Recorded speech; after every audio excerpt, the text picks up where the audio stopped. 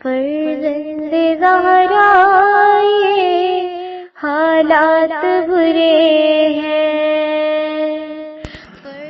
کاشانہ بصیرت ایک ایسا مکمل یوٹیوب چینل جس پر محروم بصارت کے لیے بالخصوص اور تمام افراد کے لیے بالعموم سینکڑوں کی تعداد میں اسلامی کتب دستیاب ہیں۔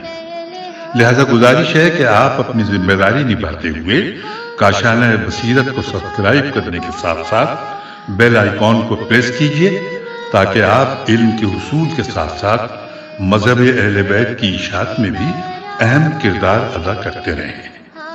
کاشانہ بصیرت۔ فرزند زہرا یہ حالات برے ہیں۔ بسم اللہ الرحمن الرحیم۔ السلام علیکم۔ یہ کتاب آپ کے لیے کاشانہ بصیرت کی یوٹیوب چینل کی جانب سے ریکارڈ کی جا رہی ہے۔ نام کتاب ہمارے عقائد، مصنف آیت اللہ مکارم شیرازی صاحب۔ اب ہم کتاب کا پارٹ نمبر 4 پڑھیں گے۔ صفحہ نمبر 59 چوتھا باب قیامت، موت کے بعد دوسری زندگی۔ نمبر 34 قیامت کے بغیر زندگی بے مقصد ہے۔ ہمارا عقیدہ ہے کہ موت کے بعد تمام انسان ایک دن زندہ ہوں گے اور ان کے اعمال کا حساب ہوگا۔ نیک اور صالح لوگ بہشت جاویدہ میں جائیں گے جبکہ گناہ گار اور برے لوگ دوزخ میں بھیج دیے جائیں گے۔ ارشاد ہوتا ہے خدا کے سوا کوئی معبود نہیں ہے، یقیناً وہ تم سب کو قیامت کے دن جمع کرے گا جس میں کوئی شک نہیں ہے۔ سورہ نساء آیت نمبر 87۔ ایک اور جگہ ارشاد ہوتا ہے البتہ وہ کہ جس نے سرکشی کی اور دنیاوی زندگی کو ترجیح دی، یقیناً اس کا ٹھکانہ جہنم ہے، اور جو اپنے پروردگار کے مقام عدالت سے ڈرے اور اپنے نفس کو خواہشات سے روکے، یقیناً اس کا ٹھکانہ جنت ہے۔ سورہ نازعات آیت نمبر 37-41۔ ہمارا عقیدہ ہے کہ حقیقت میں دنیا ایک پل ہے جس سے گزر کر انسان نے عالم بقا میں جانا ہے۔ دوسرے الفاظ میں یہ دنیا آخرت کے لیے ایک یونیورسٹی یا بازار تجارت یا کھیتی ہے۔ حضرت علی علیہ السلام دنیا کے بارے میں ارشاد فرماتے ہیں دنیا ایک شخص کے لیے صداقت اور سچائی کی جگہ ہے جو اس کے ساتھ سچائی سے پیش آئے، اور بے نیازی کی جگہ ہے اس کے لیے جو اس سے زیادہ راہ جمع کرے، نیز بیداری و ہوشیاری کی جگہ ہے اس کے لیے جو اس سے عبرت حاصل کرے۔ یہ خدا کے دوستوں کے لیے مسجد ہے، خدا کے فرشتوں کے لیے نماز پڑھنے کی جگہ ہے، وحی الہی کے اترنے کی جگہ ہے، اور اولیاء اللہ کے لیے ایک تجارت گاہ ہے۔ کتاب نہج البلاغہ کلمات کثار نمبر 131۔ نمبر 35 قیامت کے دلائل واضح ہیں۔ ہمارا عقیدہ ہے کہ قیامت کے دلائل بہت واضح ہیں، کیونکہ نمبر 1 اس دنیا کی زندگی یہ بتاتی کہ دنیا انسان کی خلقت کا آخری مقصد نہیں ہو سکتا، تاکہ وہ چند دنوں کے لیے آئے ہزاروں مشکلات میں زندگی بسر کرے اور اس کے بعد سب کچھ ختم ہو جائے اور وہ راہی عدم بن جائے۔ کیا تم نے گمان کیا کہ ہم نے تمہیں عبث پیدا کیا ہے، تمہیں ہماری طرف لوٹ کے نہیں آنا؟ سورہ مومنون آیت نمبر 115۔ یہ اس بات کی طرف اشارہ ہے کہ اگر قیامت نہ ہوتی تو دنیا کی زندگی عبث اور لغو ہوتی۔ نمبر 2 عدل خداوندی کا یہ تقاضا ہے کہ نیک اور برے لوگ جو اس دنیا میں ایک ہی صف میں کھڑے ہیں بلکہ کہ کبھی تو برے آگے نکل جاتے ہیں، ایک دوسرے سے جدا ہوں اور ہر ایک کو اپنے اپنے اعمال کی جزا یا سزا ملے گی۔ جو لوگ گناہوں کے مرتکب ہوئے ہیں کیا وہ یہ گمان کرتے ہیں کہ ہم ان کو ان لوگوں کی طرح قرار دیں گے جو ایمان لائے ہیں اور عمل صالح انجام دیتے ہیں اور ان کی زندگی اور موت ایک جیسی ہوگی؟ وہ کتنا برا فیصلہ کرتے ہیں۔ سورہ جاثیہ آیت نمبر 21۔ نمبر 3 خدا کی بے پایان رحمت کا تقاضا یہ کہ اس کے فیض اور نعمت کا سلسلہ انسان کی موت سے ختم نہ ہو بلکہ باصلاحیت اور اہل افراد کے تکامل کا سلسلہ آگے بڑھتا رہے۔ خدا نے اپنے اوپر رحمت کو فرض کیا ہے، وہ تم سب کو ضرور قیامت کے دن جمع کرے گا جس میں کوئی شک نہیں ہے۔ سورہ انعام آیت نمبر 12۔ جو لوگ قیامت کے سلسلے میں شک و تردد کے شکار تھے، قرآن ان سے کہتا ہے یہ کیسے ممکن ہے کہ مردوں کو زندہ کرنے کے سلسلے میں تم خدا کی قدرت میں شک کرو، حالانکہ تمہیں پہلی مرتبہ بھی اس نے ہی پیدا کیا ہے۔ جس نے تمہیں پہلی بار مٹی سے پیدا کیا ہے وہی تمہیں ایک بار پھر دوسری زندگی کی طرف پلٹائے گا۔ یعنی کیا ہم پہلی خلقت سے تھک گئے جو قیامت کی خلقت پر قادر نہ ہوں، لیکن وہ ان واضح دلائل کے باوجود نئی خلقت کے متعلق شک کرتے ہیں۔ سورہ قاف آیت نمبر 15۔ ایک اور جگہ ارشاد ہوتا ہے، اس نے ہمارے لیے ایک مثال گڑھی لیکن اپنی آفرینش کو بھلا بیٹھا اور کہا، کون ان بوسیدہ ہڈیوں کو زندہ کرے گا؟ کہو کہ جس نے اسے پہلی بار پیدا کیا ہے وہ انہیں دوبارہ زندہ کرے گا، اور وہ ہر مخلوق کے بارے میں علم رکھتا ہے۔ سورہ یاسین آیت نمبر 78-79۔ علاوہ ازیں کیا زمین اور آسمان کی خلقت کے مقابلے میں انسان کی خلقت کوئی بڑی بات ہے؟ جو ہستی یہ قدرت رکھتا ہو کہ اس قدر وسیع اور حیرت انگیز کائنات کو پیدا کرے، وہ یہ طاقت بھی رکھتا ہے کہ موت کے بعد مردوں کو زندہ کر دے۔ کیا وہ نہیں جانتے کہ جس خدا نے زمین اور آسمان کو پیدا کیا ہے اور جو ان کی خلقت سے عاجز نہیں ہوا، وہ اس بات پر قادر ہے کہ مردوں کو زندہ کرے؟ ہاں، وہ ہر چیز پر قادر ہے۔ سورہ احقاف آیت نمبر 32۔ نمبر 36، ماد جسمانی۔ ہمارا عقیدہ ہے کہ نہ صرف انسان کی روح بلکہ جسم اور روح دونوں ہی دوسری دنیا میں جائیں گے اور ایک نئی زندگی بسر کریں گے، ایک نئی زندگی شروع ہوگی، کیونکہ اس دنیا میں جو کچھ انجام پایا تھا وہ اسی روح اور بدن کے ذریعے انجام پایا تھا، لہذا سزا اور جزا بھی دونوں کو ملنی چاہیے۔ قرآن مجید میں قیامت سے متعلق اکثر آیات میں مادہ جسمانی کی بات کی گئی ہے، اور مخالفین کے اس تعجب کا کہ بوسیدہ ہڈیاں کیسے نئی زندگی حاصل کریں گی، قرآن نے یہ جواب دیا ہے، جس نے انسان کو پہلی بار خاک سے پیدا کیا ہے وہ اس طرح کے کام پر قادر ہے۔ سورہ یاسین آیت نمبر 79۔ کیا انسان یہ گمان کرتا ہے کہ ہم اس کی بوسیدہ ہڈیوں کو جمع اور زندہ نہیں کر پائیں گے؟ ہاں، ہم قدرت رکھتے ہیں، اس کی انگلیوں کے پوروں کو بھی درست کر دیں اور پہلی حالت میں پلٹا دیں۔ سورہ قیامت آیت نمبر 3-4۔ یہ آیات اور ان کی طرح کی دوسری آیات مادہ جسمانی کو صریحاً بیان کرتی ہیں۔ وہ آیات جو یہ کہتی ہیں کہ تمہاری قبروں سے اٹھایا جائے گا، وہ بھی واضح طور پر جسمانی مات پر دلالت کر رہی ہیں۔ قرآن میں قیامت سے متعلق اکثر آیات روحانی ماد اور جسمانی ماد دونوں کو بیان کرتی ہیں۔ مثلاً سورہ یاسین کی آیت نمبر 51 اور 52، سورہ قمر کی آیت نمبر 7 اور سورہ معارج کی آیت نمبر 43۔ نمبر 37، موت کے بعد کی عجیب زندگی۔ ہمارا عقیدہ ہے کہ موت کے بعد قیامت اور پھر بہشت و دوزخ کے سلسلے میں جو کچھ رونما ہوگا، اس کی عظمت کا ہم اس محدود دنیا میں اندازہ نہیں لگا سکتے۔ ارشاد ربانی ہے، کوئی نہیں جانتا ان لوگوں کے لیے کیسی نعمتیں رکھی گئی ہیں جو ان کی آنکھوں کے لیے ٹھنڈک کی باعث ہیں۔ سورہ سجدہ آیت نمبر 17۔ نبی اکرم صلی اللہ علیہ وسلم کی ایک بہت ہی مشہور حدیث میں مذکور ہے، خدا نے فرمایا ہے کہ میں نے اپنے نیک بندوں کے لیے ایسی نعمتیں تیار کر رکھی ہیں جنہیں کسی آنکھ نے نہیں دیکھا، کسی کان نے نہیں سنا اور کسی انسان کے دل میں ان کا خیال تک نہیں آیا۔ معروف محدثین مثلاً بخاری و مسلم اور مشہور مفسرین مثلاً تبریسی، آلوسی اور قرطبی نے یہ حدیث اپنی کتابوں میں نقل کی ہے۔ حقیقت میں ہم اس دنیا میں اس جنین کے مانند ہیں جو شکم مادر کی محدود دنیا میں رہ رہا ہو۔ اگر فرزند جنین عقل اور ہوش بھی رکھتا تو وہ ان حقائق کا ادراک نہیں کر سکتا جو رحم مادر سے باہر کی دنیا میں موجود ہیں۔ مثلاً درخشاں سورج اور چاند باد سحری کے چلنے، پھولوں کے منظر اور سمندر کی لہروں کی آواز کو ہرگز درک نہیں کرتا۔ قیامت کے مقابلے میں دنیا کی مثال ویسی ہے جیسے دنیا کے معاملے میں جنین کی۔ اس نقطے پر ذرا غور فرمائیں۔ نمبر 38، قیامت اور نامہ اعمال۔ ہمارا عقیدہ ہے کہ وہ اعمال نامے جو ہمارے اعمال کی نشاندہی کر رہے ہوں گے اس دن ہمارے ہاتھ میں دیے جائیں گے۔ نیک لوگوں کا نامہ اعمال ان کے دائیں ہاتھ میں، جبکہ برے لوگوں کا نامہ اعمال ان کے بائیں ہاتھ میں دیا جائے گا۔ نیک اور مومن لوگ اپنا نامہ اعمال دیکھ کر خوش ہوں گے، جبکہ برے لوگ اپنا نامہ اعمال دیکھ کر بہت غمگین اور پریشان ہوں گے۔ قرآن نے یہ بھی فرمایا ہے، وہ شخص جس کا نامہ اعمال اس کے دائیں ہاتھ میں دیا جائے گا وہ خوشی سے پکارے گا کہ اے اہل محشر، میرا نامہ اعمال پکڑ کر پڑھو، مجھے یقین تھا کہ میں اپنے اعمال کا نتیجہ پاؤں گا، وہ ایک پسندیدہ زندگی گزارے گا۔ لیکن جس شخص کا نامہ اعمال اس کے بائیں ہاتھ میں دیا جائے گا وہ کہے گا کہ اے کاش میرا نامہ اعمال مجھے نہ دیا جاتا۔ سورہ الحاقہ آیت نمبر 1925۔ البتہ یہ بات واضح نہیں کہ نامہ اعمال کیا ہے اور کس طرح لکھا جاتا ہے، جو اس کے اندر لکھی ہوئی باتوں کو کوئی شخص جھٹلا نہیں سکے گا۔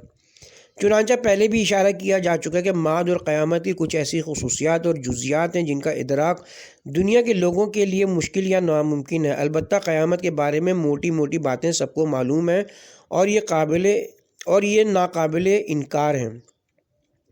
نمبر 29، قیامت کے گواہ۔ ہمارا عقیدہ ہے قیامت کے دن علاوہ اس کے کہ اللہ خود ہمارے اعمال پر گواہ اور شاہد ہے، کچھ دوسرے گواہ بھی ہمارے اعمال پر گواہی دیں گے۔ ہمارے ہاتھ اور پاؤں، یہاں تک کہ ہمارے بدن کی جلد اور وہ زمین جس پر ہم رہ رہے ہیں، اس کے علاوہ دوسری تمام چیزیں ہمارے اعمال کی گواہ اور شاہد ہیں۔ ہم آج قیامت کے دن ان کے منہ پر مہر لگا دیں گے اور ان کے ہاتھ ہمارے ساتھ گفتگو کریں گے اور ان کے پاؤں ان کے کاموں کی گواہی دیں گے۔ سورہ یاسین آیت نمبر 65۔ وہ اپنے بدن کے چمڑوں سے کہیں گے کہ تم نے ہمارے خلاف کیوں گواہی دی؟ وہ جواب میں کہیں گے جس خدا نے ہر چیز کو گویائی عطا کی، اس نے ہمیں گویائی عطا کی اور تمہارے اعمال سے پردہ ہٹانے کی ذمہ داری ہمیں سونپی ہے۔ سورہ فصلت آیت نمبر 2۔ اس دن زمین اپنی خبریں بیان کرے گی کیونکہ تیرے رب نے اس پر وحی کی ہے کہ یہ ذمہ داری انجام دے۔ سورہ زلزلہ آیت نمبر 4 تا 5۔ نمبر 40، پل صراط اور میزان اعمال۔ ہم قیامت کے دن پل صراط اور میزان کی موجودگی پر ایمان رکھتے ہیں۔ صراط وہی پل ہے جو جہنم کے اوپر سے گزرتی اور سب کو اس سے گزرنا ہوگا۔ ہاں، جنت کا راستہ جہنم کے اوپر سے گزرتا ہے۔ تم سب کے سب جہنم میں وارد ہو گئی، یہ تمہارے پروردگار کا یقینی اور حتمی امر ہے۔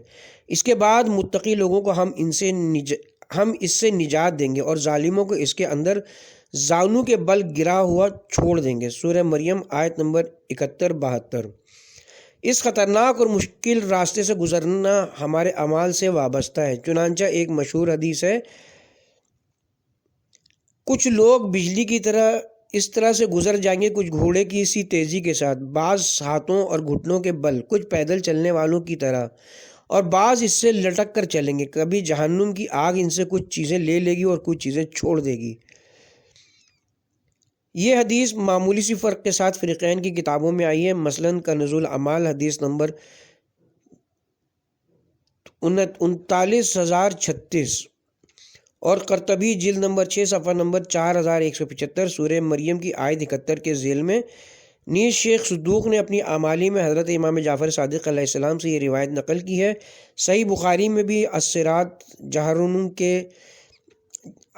جسر جہنم کے عنوان سے ایک باب موجود ہے، دیکھیے صحیح بخاری جلد نمبر 8 صفحہ نمبر 146۔ میزان، جیسا کہ اس کے نام سے واضح کہ انسانوں کے اعمال جانچنے کا ایک ذریعہ ہے۔ ہاں، اس دن ہمارے تمام اعمال کا حساب لیا جائے گا اور ہر عمل کے وزن اور قدر و قیمت کا علم ہو جائے گا۔ ہم قیامت کے دن عدل کے ترازو نصب کریں گے، پھر کسی پر ذرہ برابر بھی ظلم نہیں ہوگا، اگرچہ کسی کا عمل اچھے اور برے اعمال رائی کے دانے کے برابر ہی کیوں نہ ہو، ہم اسے حاضر کریں گے اور ہم حساب کرنے کے واسطے بہت کافی ہیں۔ سورہ انبیاء آیت نمبر 47۔ البتہ وہ شخص جس کے اعمال کا پلڑا بھاری ہوگا وہ ایک خوشحال زندگی گزارے گا، اور جس کے اعمال کا پلڑا ہلکا ہوگا اس کا ٹھکانہ جہنم ہے۔ سورہ قاریہ آیت نمبر 6 تا 9۔ ہاں، ہمارا عقیدہ یہ کہ اس دنیا میں انسان کی نجات اور کامیابی کا دار و مدار اس کے اعمال پر ہے، نہ اس کی آرزوؤں اور تصورات پر۔ ہر ایک کو اس کے اعمال کا صلہ ملے گا، نیکی اور تقوی کے بغیر کوئی کامیاب نہیں ہوگا۔ ہر کوئی اپنے اعمال کے بدلے گروہ ہے۔ سورہ مدثر آیت نمبر 38۔ پل صراط اور میزان کے بارے میں ایک مختصر سی وضاحت تھی، اگرچہ ان کی تفصیلات کا ہمیں علم نہیں ہے، جیسا کہ پہلے بھی ہم ذکر کر چکے کہ آخرت کی دنیا اس دنیا سے بہت بڑی ہے جس میں ہم رہ رہے ہیں، لہٰذا اس عالم کی تمام باتوں کا ادراک ہم مادی دنیا کے قیدی انسانوں کے لیے مشکل یا ناممکن ہے۔ نمبر 41 قیامت کے دن شفاعت۔ ہمارا عقیدہ ہے کہ قیامت کے دن انبیاء، ائمہ معصومین علیہم السلام اور اولیاء اللہ خدا کے اذن سے بعض گناہ گاروں کی شفاعت فرمائیں گے اور خدا کی بخشش انہیں نصیب ہو جائے گی۔ یہ بات یاد رہے کہ یہ اجازت فقط ان لوگوں کے لیے ہوگی جنہوں نے اللہ اور اولیاء اللہ سے اپنا رابطہ قائم رکھا ہوگا، لہٰذا شفاعت مشروط ہے۔ یہ بھی ہماری نیتوں اور اعمال سے ایک طرح کا تعلق رکھتی ہے۔ ارشاد ہوتا ہے وہ صرف اسی کی شفاعت کریں گے جس کی شفاعت پر خدا راضی ہوگا، سورہ انبیاء آیت نمبر 28۔ جس طرح پہلے اشارہ کیا جا چکا ہے، شفاعت انسانوں کی تربیت کا ایک ذریعہ اور گناہ بھی غوطہ ہونے سے روکنے کا ایک طریقہ ہے، نیز اولیاء اللہ سے تعلقات اور روابط برقرار رکھنے کا ایک وسیلہ ہے۔ گویا یہ انسان سے کہتا ہے اگر تم سے کوئی گناہ ہو بھی گیا ہے تو یہیں سے لوٹ جاؤ اور اس سے زیادہ گناہ مت کرو۔ یقینی طور پر شفاعت عظمیٰ کا مقام پیغمبر اسلام صلی اللہ علیہ وسلم کو حاصل ہے۔ ان کے بعد باقی انبیاء، ائمہ معصومین علیہم السلام، یہاں تک کہ شہداء، علماء، صاحب معرفت اور کامل مومنین، نیز قرآن اور نیک اعمال بھی بعض افراد کی شفاعت کریں گے۔ حضرت امام جعفر صادق علیہ السلام سے مروی ایک حدیث میں مذکور ہے، یعنی اولین و آخرین میں سے کوئی بھی ایسا نہیں ہے جو قیامت کے دن حضرت محمد صلی اللہ علیہ وسلم کی شفاعت کا محتاج نہ ہو۔ بحار الانوار جلد نمبر 8 صفحہ نمبر 42۔ کنز الاعمال میں نبی اکرم صلی اللہ علیہ وسلم کی ایک حدیث یوں کہتی ہے، روز قیامت شفاعت کرنے والے 5 ہوں گے: قرآن، صلہ رحمی، امانت، تمہارے نبی اور تمہارے نبی کے اہل بیت۔ کتاب کنز الاعمال حدیث نمبر 39041، جلد نمبر 14 صفحہ نمبر 390۔ حضرت امام جعفر صادق علیہ السلام سے مروی ایک اور حدیث کچھ یوں ہے، جب قیامت کا دن ہوگا تو خداوند عالم اور عابد کو جب قیامت کا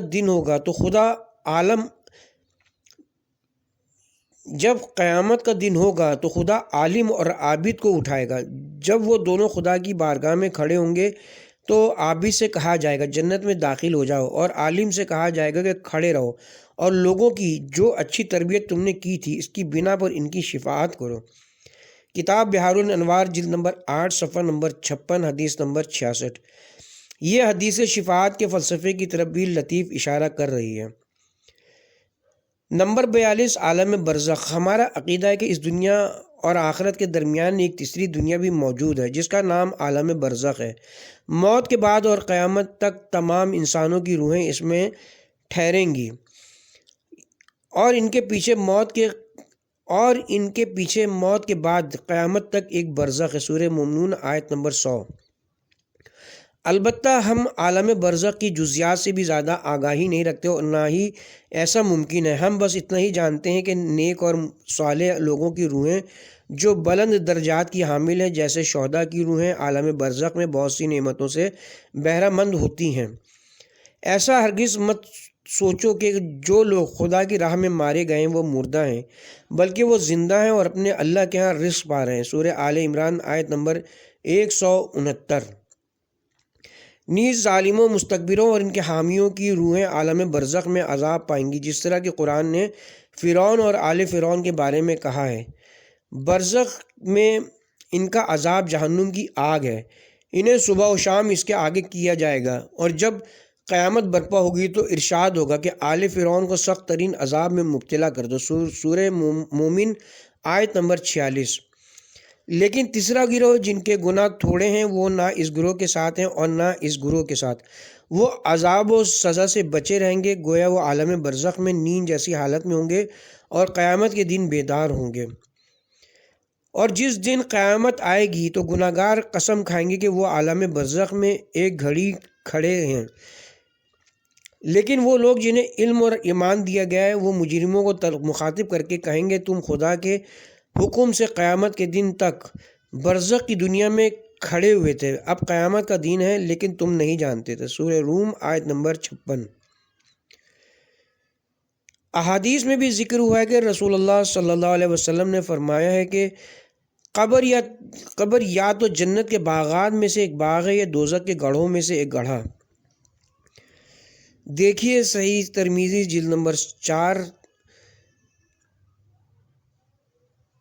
کتاب صفۃ القیامت باب نمبر 26 حدیث نمبر 2460۔ شیعہ ماخذ میں یہ حدیث کہیں امیر المومنین علیہ السلام سے اور کہیں امام علی بن الحسین علیہ السلام سے روایت کی گئی ہے۔ کتاب بحار الانوار جلد نمبر 6 صفحہ نمبر 214 اور 218۔ نمبر 43 مادی اور معنوی صلے۔ ہمارا عقیدہ کہ قیامت کے دن ملنے والا صلہ مادی پہلو بھی رکھتا ہے اور معنوی بھی، کیونکہ ماد روحانی ہونے کے ساتھ ساتھ جسمانی بھی ہوگا۔ قرآن کریم اور احادیث میں بہشت کے باغات کے متعلق کہا گیا ہے کہ اس کے درختوں کے نیچے نہریں جاری ہوں گی، اور یہ کہ جنت کے باغات کے پھل اور سائے ابدی ہوں گے۔ سورہ رعد آیت نمبر 25۔ اور مومن لوگوں کے لیے بہشت میں بیویاں موجود ہوں گی۔ سورہ آل عمران آیت نمبر 15۔ یاد رہے کہ یہ اور اسی طرح جہنم کی جلانے والی آگ اور اسی دردناک سزاؤں کا جو تذکرہ آیا ہے وہ سب عالم آخرت کی جسمانی سزا و جزا سے مربوط ہے، لیکن ان سے بڑھ کر معنوی نعمتیں معرفت الہی کے انوار، پروردگار کا روحانی قرب اور اس کے جمال کے جلوے ہیں۔ یہ وہ لذتیں ہیں جو زبان و بیان کے ذریعے قابل وصف نہیں ہیں۔ قرآن کی بعض آیات میں جنت کی بعض مادی نعمتوں، سرسبز و شاداب باغات، پاکیزہ گھروں کے تذکرے کے بعد ارشاد ہوا ہے خدا کی خوشنودی اور رضا سب سے بڑھ کر ہے۔ اس کے بعد ارشاد ہوتا ہے یہی تو عظیم کامیابی ہے۔ سورہ توبہ آیت نمبر 72۔ جی ہاں، اس سے بڑھ کر لذت بخش بات اور کون سی ہوگی کہ انسان یہ محسوس کرے کہ اس کے عظیم اور پیارے معبود نے اسے اپنی بارگاہ میں شرف قبولیت بخشا ہے اور اسے اپنی خوشنودی کے سائے میں جگہ دی ہے۔ امام علی بن الحسین علیہ السلام سے مروی ایک حدیث میں ہے کہ خداوند متعال ان سے کہے گا کہ تم سے میری خوشنودی اور تم سے میری محبت ان نعمتوں سے بہتر اور برتر ہیں جو تمہیں حاصل ہیں۔ وہ سب یہ باتیں سنیں گے اور اس کی تصدیق کریں گے۔ تفسیر عیاشی سورہ توبہ کی آیت نمبر 72 کے ذیل میں بروایت المیزان جلد نمبر 9۔ سچ مچ اس سے بڑھ کر کون سی لذت ہو سکتی کہ انسان سے کہا جائے تو اے نفس مطمئنہ اپنے رب کی طرف لوٹ جا، اس حالت میں کہ تو اس سے راضی ہو اور وہ تجھ سے، پس میرے بندوں کی صف میں شامل ہو جاؤ اور میری جنت میں داخل ہو جاؤ۔ سورہ فجر آیت نمبر 27 تا 30۔ اس کے ساتھ ہی ہم یہاں پہ کتاب کے پارٹ نمبر 4 کا اختتام کرتے ہیں۔